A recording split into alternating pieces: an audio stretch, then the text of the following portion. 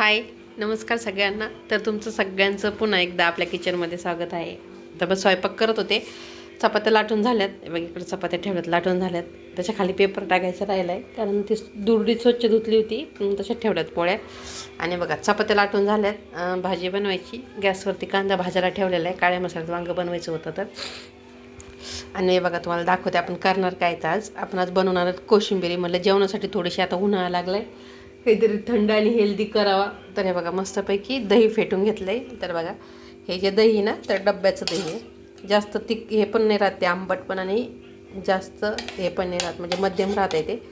हे बघा फेटून घेतलं आहे छानपैकी. आणि त्याच्यामध्ये आता मस्तपैकी छान अशी काकडी, थोडीशी कोथिंबीर, एक कांदा बारीक चिरला आहे आणि एक टमॅटो आहे.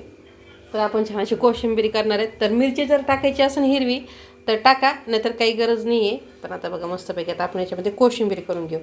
तर उन्हाळ्यामध्ये थंड खायचं असेल ना, आणि मस्तपैकी पोट भरून काहीतरी असं वेगळं खायचं असेल तर कोशिंबिरी करून खायची. कारण नुसती कोशिंबीर बी खाल्ली ना तर भारी लागते खायला अशीच. बघा हे सगळं टाकून घेते मी आधी. त्याच्यात थोडीशी आपण कोथिंबीर टाकू. कोणी कोणी कोथिंबीर घालतं आहे, कोणी कोणी घालत नाही. तुम्हाला बघा ऑप्शन आहे, घालायची असेल तर घाला, नाही तर घातली नाही तरी चालतं आहे. तर बारीक चिरलेला कांदा आणि मिरची लहान मुलं खातात म्हणून मिरची नाही टाकायची याच्यामध्ये. मोठ्यांना खायची असेल तर त्याच्यामध्ये 2-1 मिरच्या हिरव्या कट करायच्या आणि टाकून द्यायच्या. तर ते बघा राडा बघा किचनवर तसंच आहे. आता चपात्या केलेल्या आहेत मी. हे बघा आता आपण याला मिक्स करून घेणार आहे थोडंसं मीठ घालून. मीठ घालू आपण चवीनुसार. चवीनुसार मीठ घालायचं आहे. चाट मसाला आहे पण आपलं हे घरचं मीठ पण भारी लागतं याचं. थोडंसं मीठ घालून घेऊ, नंतर मिक्स करून घेऊ. जोपर्यंत स्वयंपाक होत नाही तोपर्यंत किचन असंच राहते.